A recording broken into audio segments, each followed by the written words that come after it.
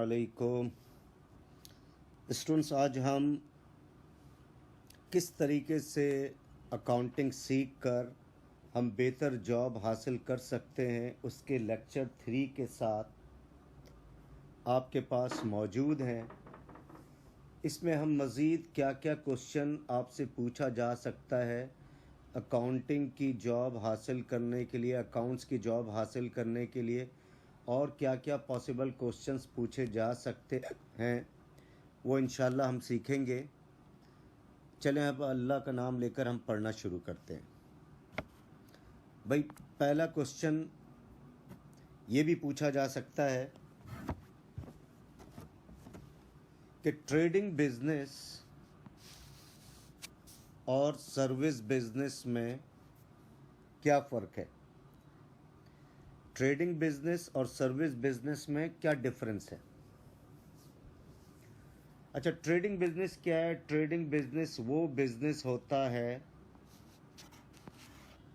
जिसमें हम अशिया यानी गुड्स की ख़रीदो फ़रोख्त जिसमें अशिया यानी गुड्स की ख़रीदो फ़रोख्त हो रही हो जिसमें गुड्स यानी अशिया की ख़रीदो फ़रोख्त हो रही हो तो उसको हम कहते हैं ट्रेडिंग बिजनेस। इसको अगर हम इंग्लिश में डिफ़ाइन करना चाहें, deals with buying and selling of goods, यानी ये वो बिजनेस है जो डील करता है buying and selling of goods.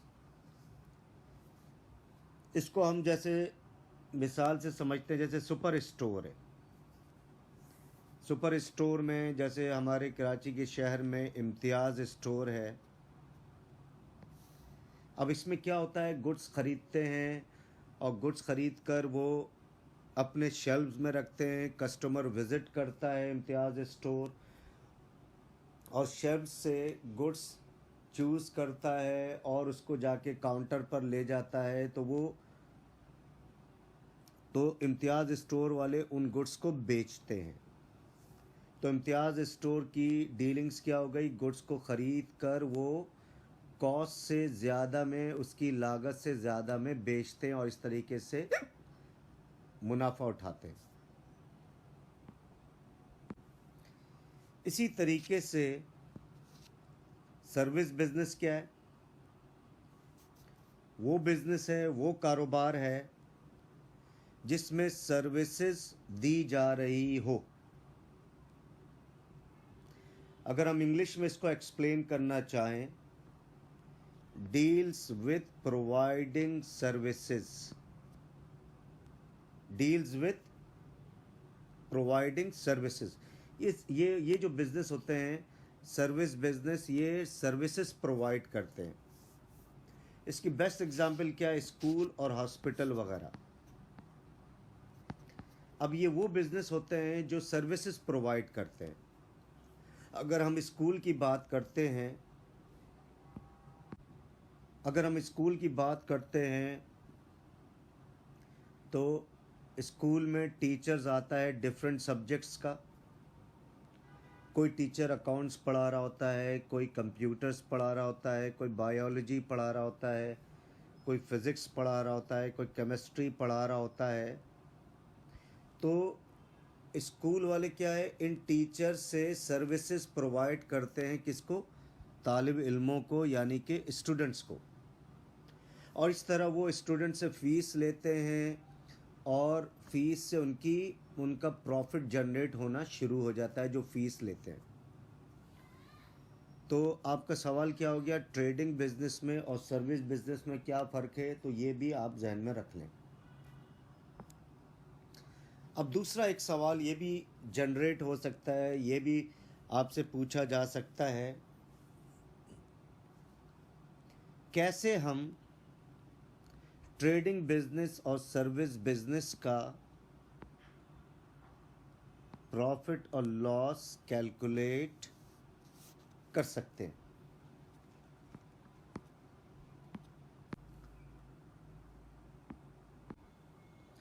तो सवाल क्या पूछा जा सकता है आपसे, कैसे हम ट्रेडिंग बिजनेस और सर्विस बिजनेस का प्रॉफिट और लॉस कैलकुलेट कर सकते हैं।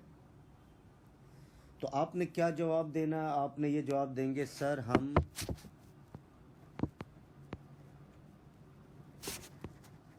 इनकम स्टेटमेंट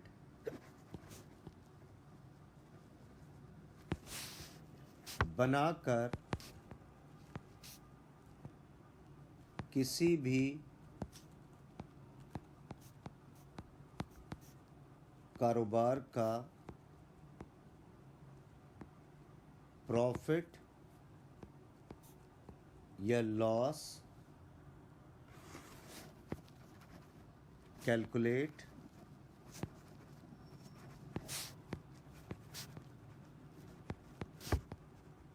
कर सकते हैं। तो आपका जवाब क्या होगा भाई? हम इनकम स्टेटमेंट बनाकर किसी भी कारोबार का प्रॉफिट या लॉस कैलकुलेट कर सकते हैं।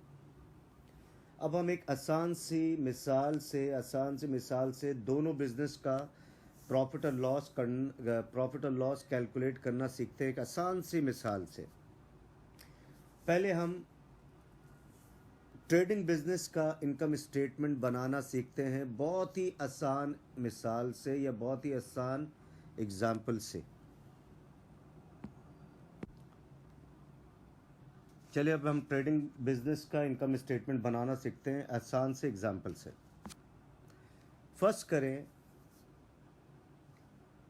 इम्तियाज स्टोर ने गुड्स परचेज की ताकि वो अपने शेल्फ में रख सकें। गुड्स जो परचेज की उन्होंने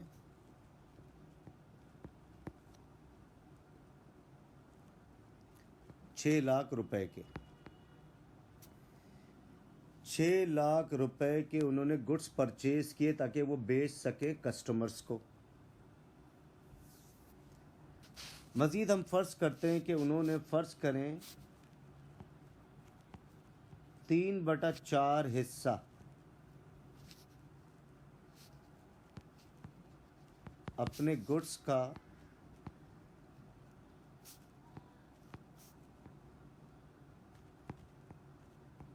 बेच दिया। कितना हिस्सा बेच दिया? 3/4 पार्ट जो है गुड्स जो उन्होंने परचेज किया उसको बेच दिया। तो कितना निकलेगा 3/4? तो अगर हम इसको कैलकुलेट कर लेते हैं तो 6 लाख का 3/4 हिस्सा जब निकालेंगे तो ये आ जाएगा 4,50,000। कितना आ जाएगा? तो इन्होंने 6 लाख का 3/4 हिस्सा यानी 3/4 हिस्सा गुड्स का बेच दिया। तो 3/4 कितना निकल रहा है? 6 लाख का 4,50,000 रुपये। और कितने में बेच दिया? तो बेचा इन्होंने सेल्स जो की फर्स्ट करें 8 लाख रुपए में।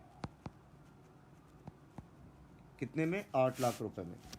यानी अपने गुड्स का ये जो परचेजेस है, ये जो परचेजेस की इन्होंने 6 लाख की, इसका 3/4 हिस्सा बेच दिया।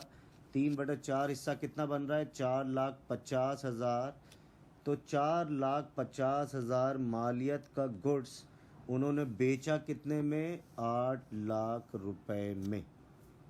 क्लियर है?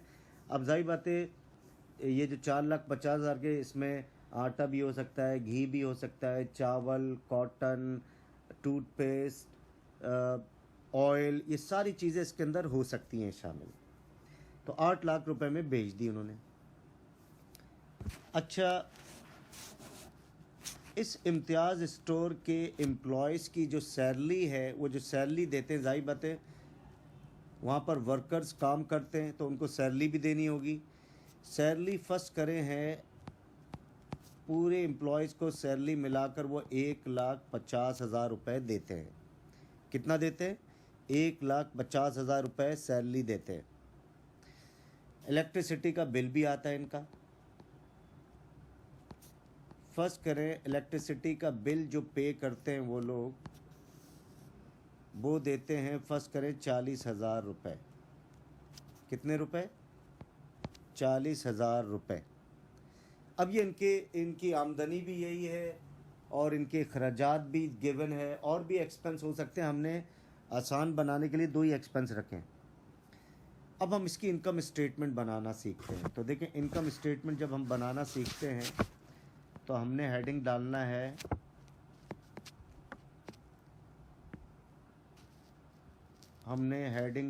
हम income statement.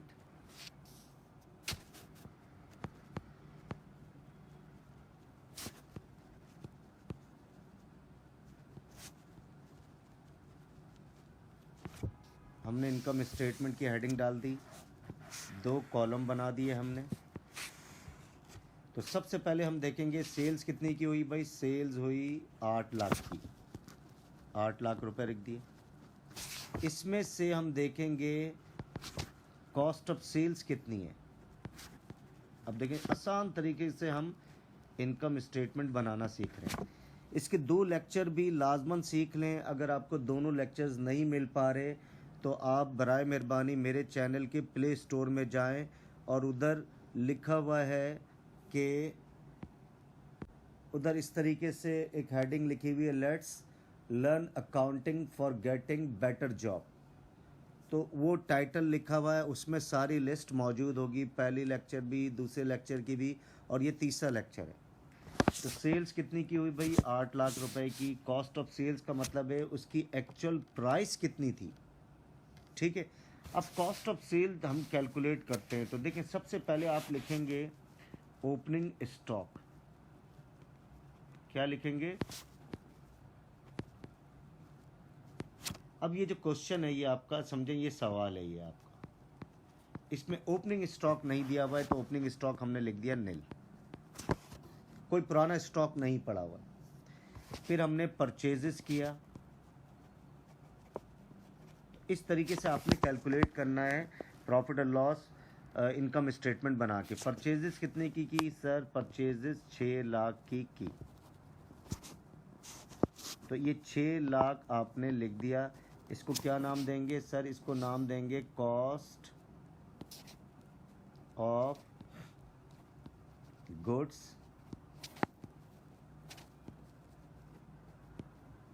Available for sale. ये इतना माल हमारे इम्तियाज़ स्टोर में मौजूद है बेचने के लिए। कि अगर ओपनिंग स्टॉक का मतलब ये होता है ये पिछले साल का वो माल जो बिकने से रह गया तो वो क्लोजिंग स्टॉक होता है पिछले साल का, और अगले साल का वो ओपनिंग स्टॉक बन जाता है। अगर होता तो यहाँ पर गिवन होता है इस क्वेश्चन में क्लोजिंग स्टॉक लास्ट ईयर का है नहीं, अगर होता तो वो ओपनिंग स्टॉक बन जाता है इस साल का।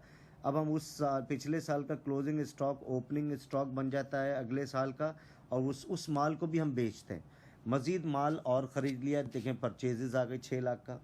तो कितना माल मौजूद है इम्तियाज़ स्टोर में बेचने के लिए सर? 6 लाख का। क्या ये सारा माल बिक गया? नहीं सर, कुछ क्लोजिंग स्टॉक रह गया, लेस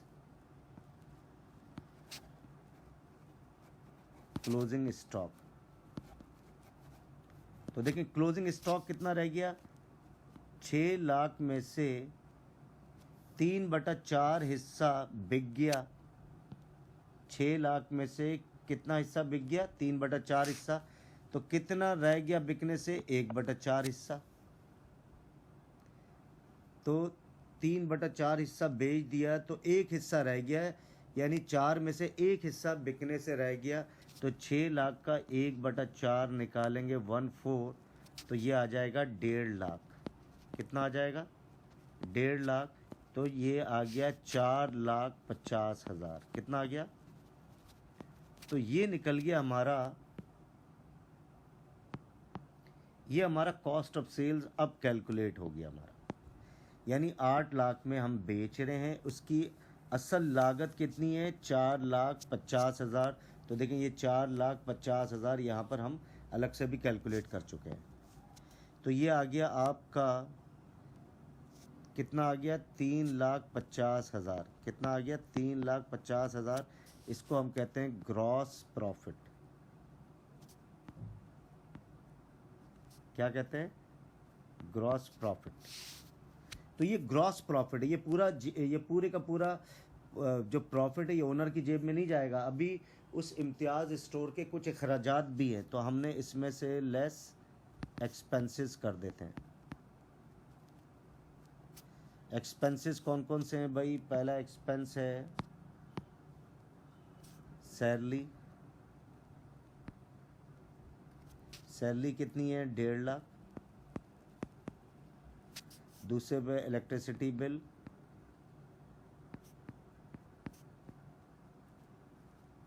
इलेक्ट्रिसिटी का खर्च कितना है? 40,000। तो ये आ गया 1,90,000। ये अखराजात हुए इम्तियाज़ स्टोर को रन करने पर। और ये प्रॉफिट कितना हुआ? 3,50,000 में से 1,90,000 माइनस करेंगे तो ये प्रॉफिट हो गया 1,60,000। कितना? 1,00,000। ये हमारा हो गया नेट प्रॉफिट किसका? इम्तियाज़ स्टोर का। ये नेट प्रॉफिट हो गया 1,60,000। कितना? 1,60,000। तो देखा आपने कितने आसान तरीके से हमने इनकम स्टेटमेंट बनाना सीखा। अब हम ये इनकम स्टेटमेंट किसकी थी? इम्तियाज़ स्टोर, यानी जिसे हम कहते हैं सुपर स्टोर की थी। अब अगर हम स्कूल या हॉस्पिटल की इनकम स्टेटमेंट अगर हमें बनानी हो तो कैसे बनाएंगे? चलिए अब हम उसको भी एक छोटी सी मिसाल के ज़रिए उसको समझने की कोशिश करते हैं। फर्स्ट करें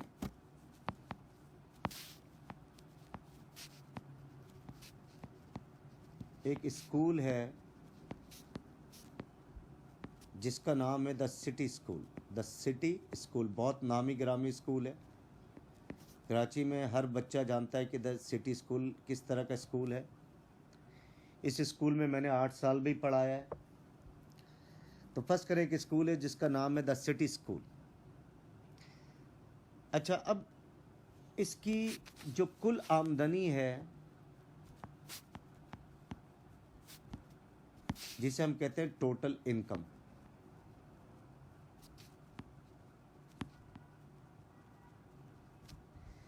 तो इसकी जो कुल आमदनी है यानी टोटल इनकम, तो हर इदारे का मेन सोर्स ऑफ इनकम होता है। तो जाहिर बात है इस इदारे का मेन सोर्स ऑफ इनकम क्या है सर? ये फीस स्टूडेंट से कलेक्ट करते हैं।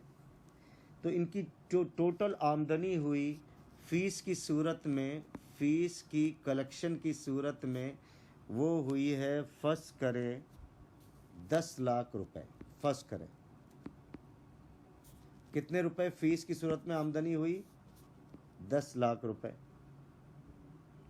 इसी तरह इनके कुछ अखराजात भी होंगे, तो इनके टोटल एक्सपेंसेस जो आए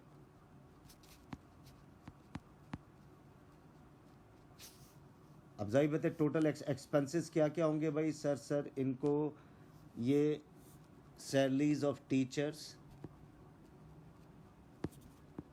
सैलरीज ऑफ टीचर्स ये इनको देना पड़ा। फर्स्ट करें 4 लाख रुपए। जाहिर बात है टीचर को जब तक सैलरी नहीं देंगे ये स्कूल रन नहीं होगा। फिर यूटिलिटीज़ बिल की पेमेंट करनी पड़ी। यूटिलिटीज़ बिल जिसमें गैस का बिल, टेलीफोन का बिल, इंटरनेट का बिल। फर्स्ट करें ये आया इनका 1 लाख रुपए। फिर building, rent of building, building इनकी किराए पर थी तो रेंट ऑफ बिल्डिंग, फर्स्ट करें रेंट ऑफ बिल्डिंग 2 लाख रुपए थी।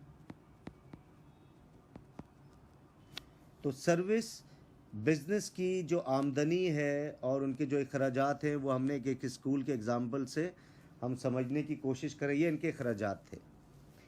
अब अगर हम इनकी इनकम स्टेटमेंट बनाना चाहें तो देखें वेरी सिंपल, हेडिंग डाल दी हमने इनकम स्टेटमेंट।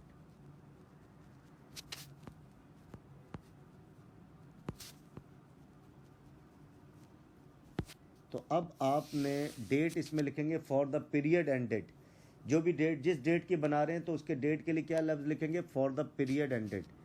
चलें ये लिख भी देता हूँ, फॉर द पीरियड एंडेड। पिछले ट्रेडिंग बिजनेस में भी फॉर द पीरियड लिखेंगे। जो भी डेट हो तो फॉर द पीरियड लिखा, एंडेड। अगर साल की बना रहे हैं तो 31 दिसंबर जो भी साल हो, महीने की बना रहे हैं, फर्स्ट कर जनवरी के महीने की बना रहे हैं तो 31 जनवरी जो भी ईयर हो ईयर लिख दिया। अब हम इसकी इनकम स्टेटमेंट हेडिंग डाल दी। अब हेडिंग डालेंगे इनकम और इधर लिख देंगे लेस एक्सपेंसेस। ये इसका फॉर्मेट है। सर्विस बिजनेस की अगर हमने प्रॉफिट और लॉस कैलकुलेट करनी हो तो इनकम लेस एक्सपेंसेस। इनकम कौन सी है भाई? इनकम इसके अंदर है किस नाम से सर? फी इनकम।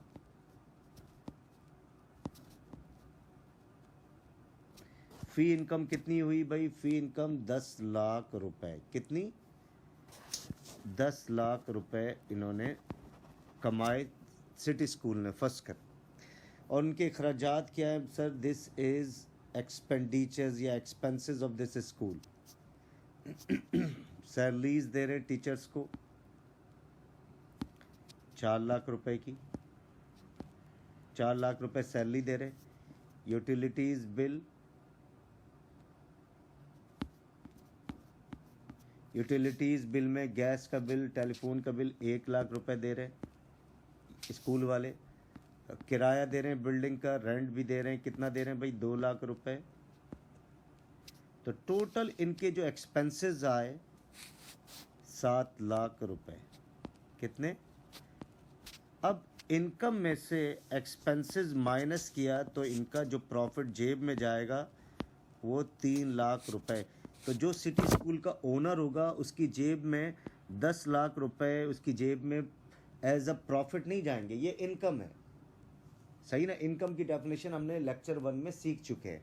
अगर आपको कोई कन्फ्यूजन है तो बराए मेहरबानी आप मेरे चैनल के प्लेलिस्ट में जाएं और उसमें लिखा हुआ है